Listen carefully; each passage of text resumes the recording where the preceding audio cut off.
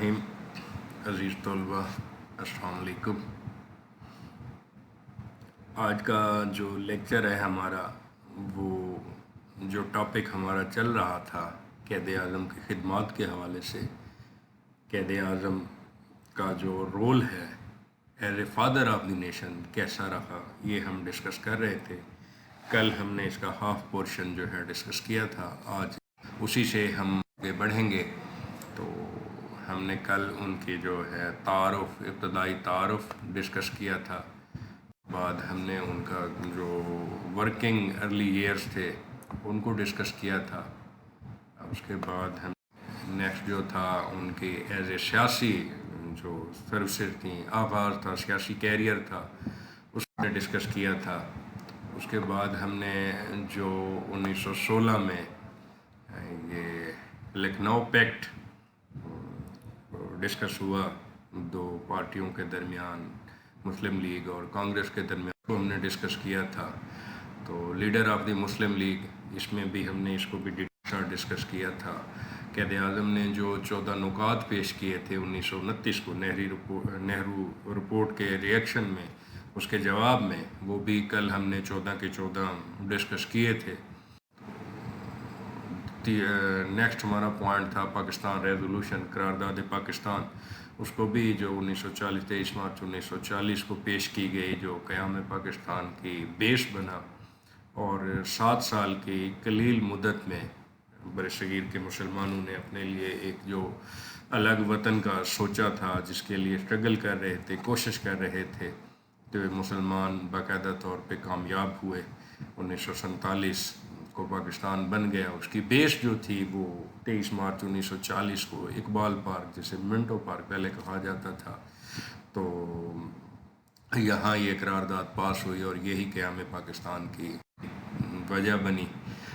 8वां point है हमारा founder of the Pakistan. यकीनन मुस्लिम लीग की क़यादत संभालने के बाद बरसगीर के मुसलमानों के लिए क़ायद आज़म मोहम्मद अली जिन्ना ने दिन रात कोशिश की, एफर्ट की, स्ट्रगल की।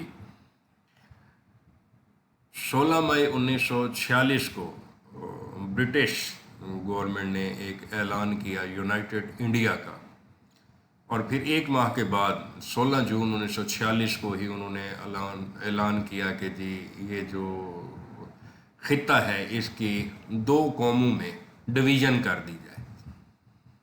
हिंदू और मुसलमान ये अलग अलग कौमें हैं, इनका रहन सहन, तहज़ीब, सकाफ़त, सारी चीज़ें अलग अलग हैं। मजहबी रसूमात और मजहबी एक थॉट्स वो भी अलग अलग हैं, तो क्यों ना इसको 2 हिस्सों में तकसीम कर दिया जाए। ये प्रपोज़ल कांग्रेस और मुस्लिम लीग के सामने रखे गए। कांग्रेस ने जो पहला प्रपोज़ल था यूनाइटेड इंडिया वाला, कि तकसीम ना की जाए बल्कि हुकूमत बरतानिया के अंडर जो है इंडिया को राइट्स दिए जाएं और वो चलता रहे, लेकिन क़ायद आज़म मोहम्मद अली जिन्ना ने जो उनके दोनों प्रपोज़ल थे, यूनाइटेड इंडिया वाला था या तकसीम वाला था, दोनों को कबूल किया। लेकिन अगस्त 1946 में जो है क़ायद आज़म मोहम्मद अली जिन्ना ने एक वाज़े तौर पे मुसलमानों के लिए एक अलग वतन के लिए जो है ना अपना एक ऐलान किया कि जी नहीं, मुसलमान और हिंदू किसी सूरत इकट्ठे नहीं रह सकते, लिहाजा इस खत्ते की जो है ना मेरिट की बुनियाद पर तकसीम की जाए और इसको 2 हिस्सों में तकसीम किया जाए। एक खित्ता जो मुस्लिम अक्सरियती इलाके हैं मुसलमानों के अंडर होना चाहिए, और जो हिंदू अक्सरियती इलाके हैं वो हिंदुस्तान की तरफ चला जाना चाहिए। तो इस प्रपोज़ल के तहत बिल आखिर 14 अगस्त 1947 को जो ये खित्ता था हिंदुस्तान का, उसे इंडिया और पाकिस्तान में तकसीम कर दिया गया। जो हिंदुस्तान था उससे 2 मुल्क जो है वो तकसीम के बाद मरज़ वजूद में है, जिसमें एक इंडिया था, एक पाकिस्तान था। तो पाकिस्तान के फाउंडर के तौर पे जाना जाता है क़ायद आज़म मोहम्मद अली जिन्ना को। डेफिनेटली उनकी एफ़र्ट, उनकी खिदमत, उनकी सर्विसेज, उनकी मेहनत, उनकी लगन थी कि जी पाकिस्तान जो है ना उनकी क़यादत में जो है मुसलमानों ने एफ़र्ट की और बिल आखिर पाकिस्तान 14 अगस्त 1947 को مرد وجود میں آیا، دنیا کا نقشہ تبدیل ہوا. یہ کوشش، یہ کریڈٹ، یہ لیڈرشپ قائد اعظم محمد علی جناح کی ہی تھی، جنہوں نے دنیا کے نقشے کو تبدیل کرنے پہ مجبور کیا اور دنیا کے نقشے پہ ایک الگ مسلمانوں کے لیے وطن پاکستان کے طور پہ جو ہے نا نے آیا. تو قیام پاکستان کے بعد صاحب ظاہر اس کے انتظامی امور کو دیکھنے کے لیے جو ہے قائد اعظم محمد علی جناح پہلے گورنر جنرل بنے. 15 اگست 1947 کو قائد اعظم محمد علی جناح نے گورنر جنرل کا عہدہ سنبھالا، اور پھر جو ملکی معاملات تھے، جو ٹارگٹ تھے، جو پاکستان کو مستحکم کرنے کے لیے انہوں نے سٹیپس اٹھانے تھے، ان پہ انہوں نے فوکس کیا، کوشش کی. اور ان کی اس ٹائم میں پہلے جو یہ پاکستان قیام میں آیا 1947 میں، تب گورنر جنرل جو ہے وہ مین عہدہ ہوتا تھا، اور تمام تر اختیارات اور ذمہ داریاں گورنر جنرل کے پاس. 3 گورنر جنرل گزرے، اس کے بعد پھر سے جو ہے نا صدر پاکستان کا عہدہ متعارف ہوا، اور یہ جو ہے نا گورنر جنرل پھر صدر کے طور پہ جو ہے نا وہ اناؤنس ہونے لگا. آپ لوگ پریشان ہوں گے کہ جی گورنر جنرل تب تو تھے، آج کے دور میں کون ہے گورنر جنرل؟ نہیں، جو آپ کا صدر ہوتا ہے، جیسے عارف علوی صاحب ہیں، اب اسلامی جمہوریہ پاکستان کے صدر کی حیثیت سے وہ کام کر رہے ہیں، تو 1947 سے گورنر جنرل کا عہدہ ہوتا تھا. تو پہلے گورنر جنرل قائد اعظم محمد علی جناح تھے، پھر انہوں نے اپنی قیادت میں ملک کو مستحکم کرنے کے لیے جو جو سٹیپ اٹھائے ان کو ہم ڈسکس کرتے ہیں. Pakistan first cabinet. تو 15 اگست 1947 کو جب پاکستان مرز وجود میں آ گیا، تو پھر اس کی کیبنٹ مطلب ایک ٹیم تیار کرنی تھی جس نے پھر انتظامی امور کو سنبھالنا تھا. اس ٹیم میں جو مین لیڈر کے طور پہ لیاقت علی خان جو ہے وہ ملک کے وزیر اعظم منتخب ہوئے، اور ان کو وزیر اعظم کی وزارت عظمیٰ کی ذمہ داری سونپی گئی، اور ان کے ساتھ ایک ٹیم تشکیل دی گئی جنہوں نے 15 اگست 1947 کو اپنی ذمہ داری سنبھالی، اور اس کے بعد پاکستان کو مزید مستحکم کرنے کے لیے انہوں نے اپنے کوششیں تیز کر دی. نیکسٹ یہ سلائیڈ میں آپ کے سامنے آ رہا ہے کانسٹیٹیوشنل پرابلم. صاحب ظاہر جب پاکستان مرد وجود میں آ گیا کہ پاکستان کا قیام ہو گیا، دنیا کا نقشہ تبدیل ہو گیا، تو اس وقت ایک مسئلہ تھا کہ جی کون سے رول، ریگولیشن، لاز، کیونکہ کافی ساری چیزیں نئی تھیں. صاحب ظاہر تعلیمی میدان ہو، وہ انتظامیہ کا ہو، وہ دفاع کا ہو، وہ فارن پالیسی ہو، یہ جتنی بھی پالیسیز تھیں تو یہ ان کے لیے کوئی باقاعدہ سے رول ریگولیشن نہیں تھے. تو جو 1935 والا جو ایک ایکٹ چل رہا تھا، جو حکومت برطانیہ نے برصغیر کے مسلمانوں کے لیے، یہ جو خطہ ہندوستان کا تھا ان کے لیے دیا ہوا تھا، ان کے لیے ایک سیٹ آف رول جو تیار کیا ہوا تھا، اس میں کچھ تبدیلیاں جو ایسے سمجھ لیں کہ مسلمانوں کے لیے بہتر ہو سکتی تھیں، انتظامی امور جن کو بہتر کر سکتے تھے، انہوں نے کچھ تبدیلیاں ضروری تھیں، وہ تبدیلیاں کر کے جو پہلا کانسٹیٹیوشن پرابلم تھا اس کو اس صورت میں دور کیا گیا کہ جو 1935 والا ایکٹ ہے اس میں ترامیم کر کے، اس میں چینجز کر کے، اس میں کچھ تبدیلیاں کر کے جو ہے نا ملک میں وہ لاگو کر دیا جائے، اور پھر ایسا ایسا اپنے کانسٹیٹیوشن کی طرف بڑھا جائے، تاکہ جو ہے نا جو یہ مسائل ہیں ان سے بچا جا سکے اور ان سے نپٹا جا سکے. تو پھر یہ فرسٹ کیبنٹ بلائی گئی. قوانین کے لیے لیاقت علی خان کی صدارت میں کوشش کی گئی کہ ملک کا آئین پیش کیا جائے. پہلا قانون جو ہے کانسٹیٹیوشن جسے کہتے ہیں 1956 میں پیش کیا گیا. پھر 1962 کا آئین ہے. بہرحال یہ دونوں آئین جو ہے نا اتنی کوئی ایسے سمجھ لیں مضبوطی کے ساتھ، یا ان میں جو پوائنٹ تھے اس حد تک فائنل نہیں تھے کہ اس میں چینجز نہ ہو سکیں، لیکن بالآخر ذوالفقار علی بھٹو صاحب کی قیادت میں 1973 میں جو ہے نا ایک قانون پاس ہوا، کانسٹیٹیوشن پاس ہوا، جو 1973 کا آئین بھی کہلاتا ہے، اور ہمارے ملک میں وہ لاگو ہے. وہ اتنا مضبوط ہے، انہوں نے اس وقت جتنے لوگ بھی موجود تھے، جتنی پارٹیاں موجود تھیں، سب سے سگنیچر کروایا، اور اس کو جو ہے نا ایک بھٹو صاحب کو یہ بہت بڑا کارنامہ جانا جاتا ہے کہ 1973 کا جو آئین دے کے گئے ہیں نا وہ پاکستان کو مستحکم اور پاکستان کے تمام انتظامی امور کو جو ہے نا سنبھالنے کے لیے نہ صرف کافی ہے بلکہ بہت اچھا ہے، بڑا مضبوط کانسٹیٹیوشن ہے۔ اس کے بعد ہے کہ جی جب قیام پاکستان آ گیا انتظامی یونٹس اور انتظامی امور کے لیے، صاحب ظاہر ایک کیپٹل جو ہے آج کل جو ہمارا ہے وہ اسلام آباد ہے، لیکن شروع میں 1947 میں جو کیپٹل کی ذمہ داری دی گئی وہ کراچی کو دی گئی، اور کراچی ہی پاکستان کا پہلا دارالحکومت بنا۔ تو اس کے بعد پھر تبدیلیاں کی گئیں اور اسلام آباد کو جو ہے نا وہ دارالحکومت بنایا گیا۔ بہرحال یہ بھی ایک قائد اعظم محمد علی جناح کا کارنامہ تھا کہ انہوں نے شروع سے ہی مطلب عہدہ سنبھالتے ہی پھر شبانہ روز کوشش سے، اپنی محنت سے، اسٹرگل سے کوشش کی کہ پاکستان کو مستحکم کیا جائے، اس کو مضبوط کیا جائے۔ اس کے بعد establishment of administrative headquarters, کہ ہیڈ کوارٹرز جو ہیں ان کو بنانے کی ضرورت تھی، اور چودھری محمد علی کی صورت میں ایک کیبنٹ بنائی گئی کہ ایڈمنسٹریٹو ریفارم جو ہے وہ کرنا ہے، انتظامی تبدیلیاں جو ہے انتظامی امور کو سنبھالنے کے لیے جو ایک قوانین بنانے ہیں، کوئی ذمہ داریاں دینی ہیں، تو اس کا جو سیکرٹری جنرل تھا وہ چودھری محمد علی کو بنایا گیا، اور انہوں نے پھر کوشش کی کہ پاکستان کی سول سروسز جو ہیں ان کو منظم کیا جائے۔ سول سروس سے کیا مراد ہے؟ یہ جو انتظامی امور کے عہدے ہوتے ہیں، جیسے ڈی سی او ہو گیا، ڈی پی او ہو گیا، ضلع دار ہو گیا، اسسٹنٹ کمشنر ہو گیا، کمشنر ہو گیا، ڈپٹی کمشنر ہو گیا، یہ جتنے بھی چیزیں ہوتی ہیں نا، اس میں ریفارمز کی گئی اس کو بہتر کرنے کے لیے کہ انتظامی یونٹس کو مضبوط کیا جائے تاکہ پاکستان کو مزید مستحکم اور مضبوط کیا جائے۔ تو جو پاکستان آرمی تھی، پاکستان نیوی تھی، پاکستان ایئر فورس تھی، ان کے لیے باقاعدہ ہیڈ کوارٹرز بنائے گئے، اور ہر ایک ایسے سمجھ لیں کہ جو ذیلی ادارے تھے ان کو مضبوط کیا گیا، مستحکم کیا گیا، اور ان کو انتظامی امور کے لحاظ سے جو ذمہ داریاں سونپی گئیں تو اس کو وہ بہتر کرنے کی کوشش میں لگ گئے۔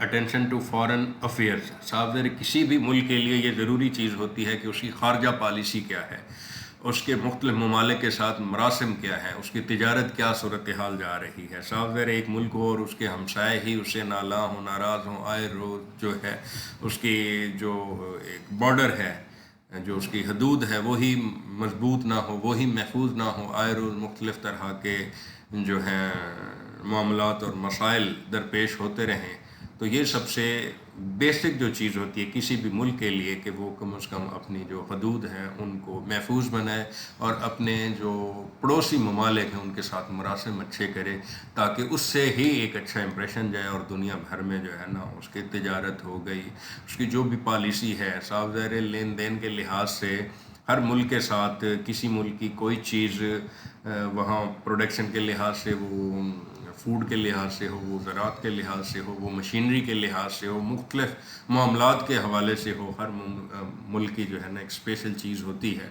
تو صاف ظاہر فارن پالیسی کے طور پہ مختلف ممالک کے ساتھ تجارت کے لحاظ سے ایک جو خارجہ پالیسی ہے وہ بھی توجہ طلب ہوتی ہے۔ بلکہ قائد اعظم محمد علی جناح نے قیام پاکستان کے فوراً بعد اس طرف کوشش کی کہ پاکستان کی جو فارن پالیسی ہے اس کو مضبوط کیا جائے، اس کو مستحکم کیا جائے، اس کو بہتر کیا جائے، اور اپنے جو قریبی ممالک تھے ان کے ساتھ اچھے مراسم ہوں، تاکہ کسی طرح کی پریشانی سے بچنے کے لیے تمام تر جو کوشش ہے، جو اسٹرگل ہے، جو ٹینشن ہے، جو توجہ ہے، وہ اپنے ملک کو بہتر اور کامیاب کرنے کے لیے صرف کی جائے، نہ کہ یہ چھوٹے چھوٹے جو معاملات ہیں اس طرف اس کو جو ہے نا کوشش کرنی چاہیے۔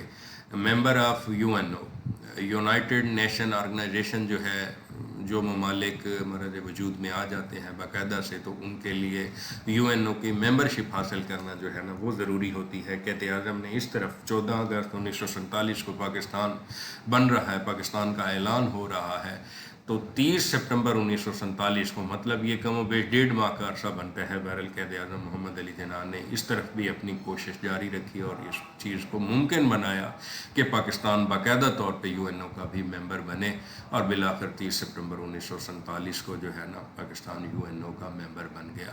یہ کیسے ممکن ہوا؟ صاحب ظاہر ہے یہ قائد اعظم کی قیادت ہی تھی، ان کی محنت ہی تھی، ان کی اسٹرگل ہی تھی، ان کی کوشش ہی تھی کہ پاکستان میں کہ جو मनाजिल हैं, ये जो टारगेट थे, ये पाकिस्तान ने उनकी क़यादत हासिल की है। नेक्स्ट है कि जी तालीमी पॉलिसी जो है, इम्प्लीमेंटेशन ऑफ एजुकेशन पॉलिसी। 1857 की जंग आज़ादी के बाद मुसलमानों के जहन में एक चीज़ आ गई कि ये जो बरतानिया से अंग्रेज़ लोग आए हैं, ये मुसलमानों को उनके दीन और मज़हब से दूर करने की कोशिश कर रहे हैं, लिहाजा ये जितने भी स्टेप उठा रहे हैं ये मुशरिकाना है, ये काफराना है, ये मज़हब से दूर कर देंगे। इसी एक सोच ने मुसलमानों को तालीम से दूर कर दिया। तो जब क़याम पाकिस्तान हुआ 1947 में, तो मुसलमान एक हद तक ट्रेंड तालीम का बन चुका था, लेकिन बाकायदा तौर पे क़ायद-ए-आज़म मोहम्मद अली जिन्ना ने ये फरमाया कि अगर पाकिस्तान को मुस्तहकम, मजबूत और हमेशा के लिए कायम रखना है तो उसके लिए ज़रूरी है कि जो वर्ल्ड चैलेंजेस हैं, वो दुनिया की तरक्की की जो मनाजिल हैं, वो तालीम के बगैर मुमकिन नहीं है। साइंस और टेक्नोलॉजी की तालीम को कंपल्सरी तौर पे एक कोशिश की कि तलबा ये दोनों तालीम, साइंस की हो या टेक्नोलॉजी की हो, ये दोनों सूरत हाल में, ये दोनों मैदानों में, ये दोनों फील्ड में जितनी एक्सपर्टीज़ इनकी ज़्यादा होंगी, मुल्क उतनी ही तरक्की करेगा, उतनी ही मजबूत पॉलिसीज़ ये देंगे। तो क़ायद-ए-आज़म मोहम्मद अली जिन्ना ने अपनी जो खिदमात थी कि वो जारी व सारी रखी। क़ायद-ए-आज़म मोहम्मद अली जिन्ना उस वक्त बीमार हो चुके थे, टीबी के मर्ज़ ने उनको घेरा हुआ था, लेकिन इसका तज़किरा उन्होंने किसी शख्स से नहीं किया, किसी टीम मेंबर से नहीं किया, बल्कि ये कोशिश की कि जी काम में लगे रहें, मेहनत करते रहें, स्ट्रगल करते रहें। अगर ये बीमारी का बता दिया तो मुल्क में एक नया पेंडोरा ना खुल जाए, लोग परेशान ना हो जाएं, लोग मायूस ना हो जाएं कि ऑलरेडी इतने मसाइल हैं।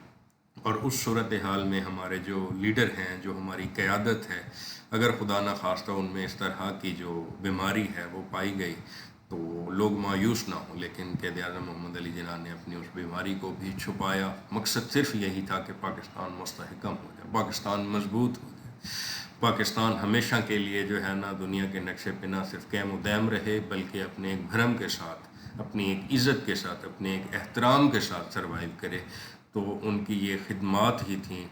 क़ायद-ए-आज़म मोहम्मद अली जिन्ना ने अपनी जो ये 13 माह की कोशिश थी, स्ट्रगल थी, वो पाकिस्तान के लिए शबाना रोज़ कोशिश की, एफ़र्ट की, स्ट्रगल की। वो दिन रात काम करते रहे, काम काम और सिर्फ काम उनका मंशूर था। उन्होंने तलबा को भी यही पैगाम दिया, उन्होंने अपनी टीम को भी यही पैगाम दिया, उन्होंने तमाम मुसलमानों को भी यही पैगाम दिया कि काम ही वो वाहिद चीज़ है जो आपको इज़्ज़त, एहतराम और मजबूती दे सकती है। तो बिलाखिर 11 सितंबर 1948 को क़ायद-ए-आज़म मोहम्मद अली जिन्ना वफ़ात पा गए। जो उनका ये पाकिस्तान के लिए खिदमात थी, जो सर्विसेज थी, वो हमेशा के लिए अमर हो गई।